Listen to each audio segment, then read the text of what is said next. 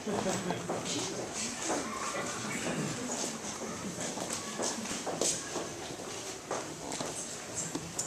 morning, everybody.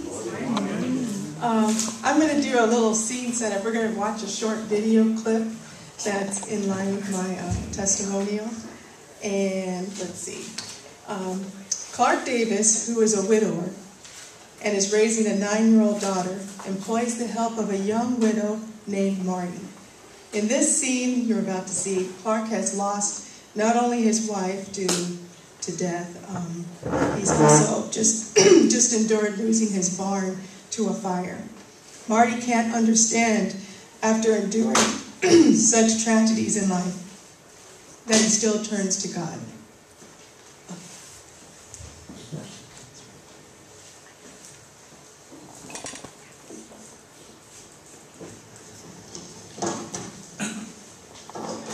Here's some coffee. Thank you. What are you going to do? Neighbors have offered to collect some logs and raise a new barn. Ben said he'd take care of the milk cow, feed her in exchange for some milk. So I'll get my feed bill back up. I think it's going to be fine. Neighbors got it worked out. Just keep praying for answers. Why do you think he'll answer your prayers? He always answers my prayers. Really? Did you pray for this? Marty. Did you pray to have Ellen taken away from you? Did you pray that little Missy would grow up never knowing her real mother?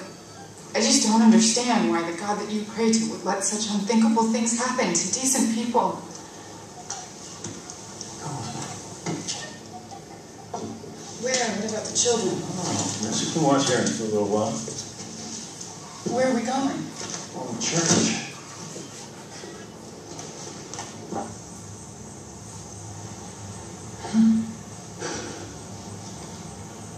Missy could fall down and hurt herself. Even if I'm walking right there beside her. That doesn't mean that I allowed it to happen. If she knows the Father's unconditional love, I'll pick her up and I'll carry her. I'll try to heal her. I'll cry when she cries. And I'll rejoice when she is well. In all the moments of my life, God's been right there beside me.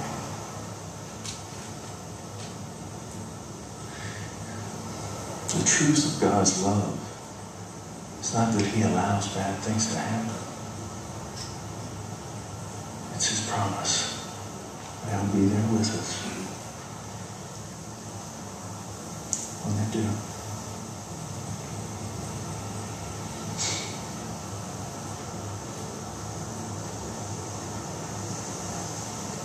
Go back to the cabin. Do you want to stay a while? All right. Thanks, Otto. I read that scene because I was inspired by Anthony.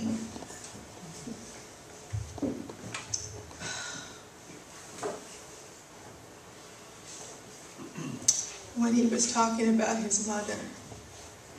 And I thought, what a wonderful testimony.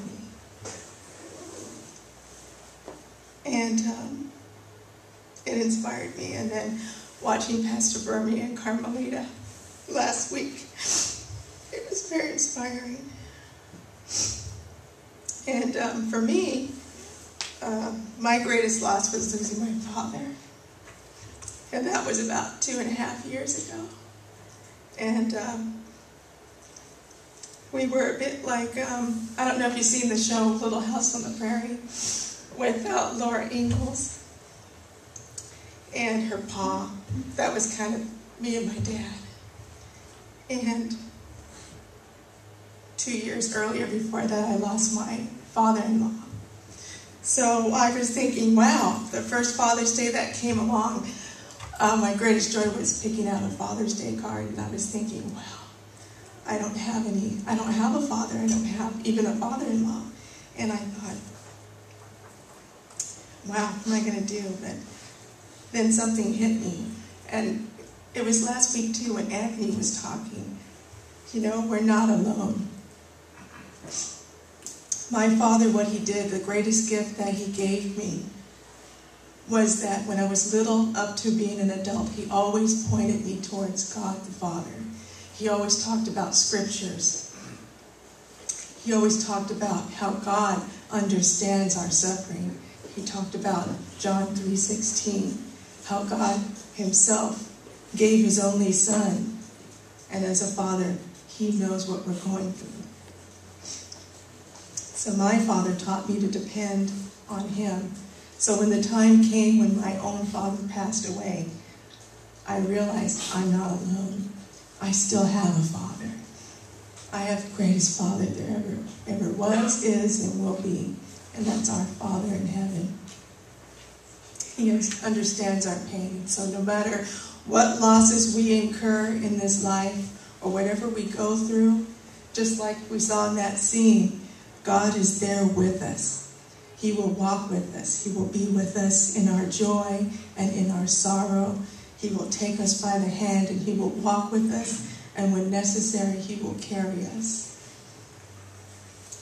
And he will give us people like our spouses, husbands or wives, friends and family to encourage us and love us.